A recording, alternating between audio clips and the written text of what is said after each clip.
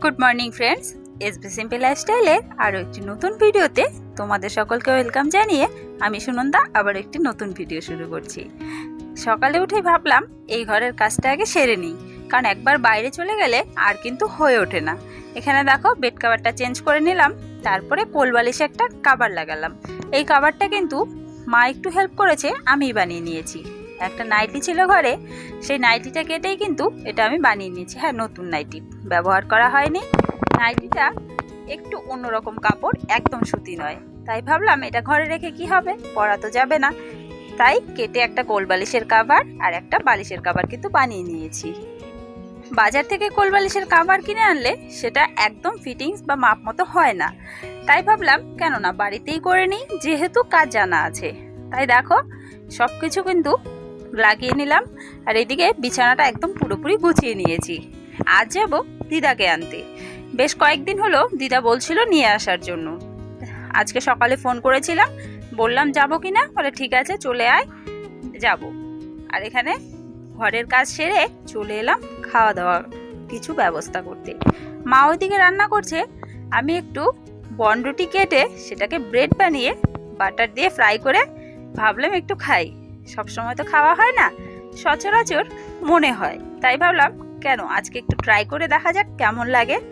এখানে দেখো বনরুটিগুলো কিন্তু আমি পিস পিস করে কেটে নিয়েছি।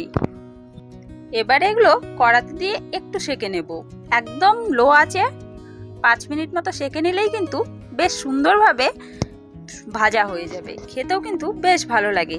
দেখো কড়াতে এমনি দিয়ে দিয়েছিলাম, তারপরে প্রত্যেকটার গায়ে কিন্তু আমি বাটার দিয়ে দিচ্ছি। এভাবেই কিন্তু বাটারটা আস্তে আস্তে মেল্ট হয়ে যাবে পুরো ব্রেডটার সাথে। এখানে ওপর থেকেও একটু বাটার দিয়ে দিচ্ছি, আর ভাজা কিন্তু প্রায় হয়েই গেছে। এবারে কিছুক্ষণ রেখেই আমি কিন্তু নামিয়ে নেব। আর এইদিকে বাটার টোস্ট বানাচ্ছি, আর ওইদিকে করে নিচ্ছি চা হয়ে গেছে, চাটাও ঢেলে নিলাম। এবারে কিন্তু টোস্টগুলো নামিয়ে নেওয়ার পালা। আর কেউ খাবে না, আমি একাই খাবো। দেখা যাক এখন কয়েকটা খেতে পারি, তারপরে না হয় সন্ধেবেলা আবার খাওয়া যাবে। বানালাম যখন, আমি ভাবলাম ট্রাই করে দেখা যাক, তাহলে মাঝে মধ্যে বানিয়ে খাওয়া যাবে। আর সত্যি বলতে খুব টেস্টি হয়েছিল। তোমরাও কিন্তু এভাবে ট্রাই করতেই পারো।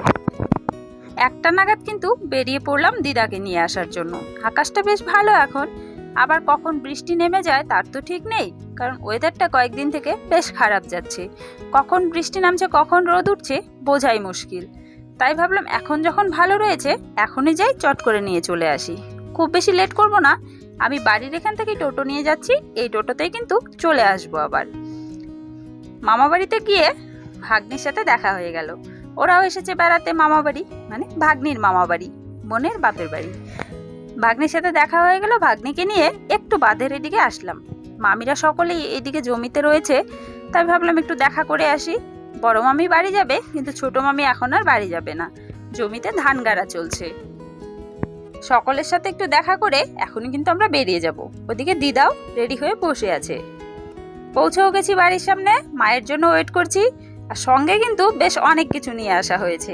এখানে রয়েছে 2টো কাঁঠাল, ব্যাগে রয়েছে বাদাম, সাথে রয়েছে দিদার একটা ব্যাগ। মাকে ফোন করে একটু রাস্তায় আসতে বললাম, তারপরে চলে এলাম একদম রাতে তোমাদের সাথে। এখানে মাছ নিয়ে এসেছে, এটা হলো খোকা ইলিশ মাছ। এই মাছটা রাতে বেলা রান্না করে খাওয়া দাওয়া হবে। বাবা বলেছিল কি মাছ আনবো, আমি বলেছিলাম যে একটু খোকা ইলিশ এনো। আর এইরকম জিরে বাটা দিয়ে খোকা ইলিশের ঝোল খেতে কিন্তু আমার বেশ ভালো লাগে, একদম হালকা পাতলা, খুব বেশি মশলা নয়, শুধুমাত্র কাঁচা লঙ্কা আর এরকমভাবে জিরে ভেজে সেটা নামানোর আগে যদি দেওয়া যায় তাহলে আমার কাছে খুবই ভালো লাগে। আর সকলেই কিন্তু পছন্দ করে আমাদের বাড়ির এইভাবে। সকলেই বলতে সবাই তো এখন আর খায় না, আমি আর বাবাই খাই। এখানে জিরেটা ভেজে নামিয়ে রাখলাম, তারপরে কিন্তু তেল দিয়ে দিলাম মাছ ভাজার জন্য। ইলিশ না হলেও সঙ্গে যেহেতু ইলিশ নামটা যোগ রয়েছে, খেতে কিন্তু বেশ ভালো লাগে। আর সত্যি বলতে এই মাছগুলো একটু যদি বড় হয় আমার কাছে কিন্তু দারুণ লাগে খেতে, মনে হয় যেন ইলিশই খাচ্ছি। আর ভাজার সময় কিন্তু বেশ অনেকটা পরিমাণে তেল বেরোয়। দেখো মাছ ভাজা হয়ে গেছে, মাছগুলো তুলে নেব। আর রান্নাটা কিন্তু আমি সব রকম সবজি দিয়েই করছি। এখানে জিরে ফোড়ন দিয়ে দিলাম, জিরেটা ফোড়ন দিয়ে এর ওপরে দিয়ে দেব কেটে ধুয়ে রাখা শোলা কচু, আলু, বেগুন। এই 3টে সবজি দিয়ে কিন্তু আমি রান্নাটা করছি। আর এই মাছটা যে কোনো সবজি দিয়ে রান্না করলে কিন্তু খেতে বেশ ভালো লাগে। মূলো, ফুলকপি মূলো ফুলকপি একসঙ্গে নয়, কখনো মূলো আলু দিয়ে করলেও ভালো লাগে, আবার ফুলকপি দিয়ে করলেও কিন্তু খেতে দারুণ লাগে। চলো আজকের ব্লগটা কিন্তু এখানেই শেষ করছি। দেখা হচ্ছে আবারও কোনো নতুন ভিডিওর সাথে। আজকের ভিডিওটা যদি ভালো লাগে কমেন্টের মাধ্যমে জানিও। পরবর্তী ভিডিওগুলো দেখার জন্য এসবি সিম্পল লাইফস্টাইলের পাশে থেকো।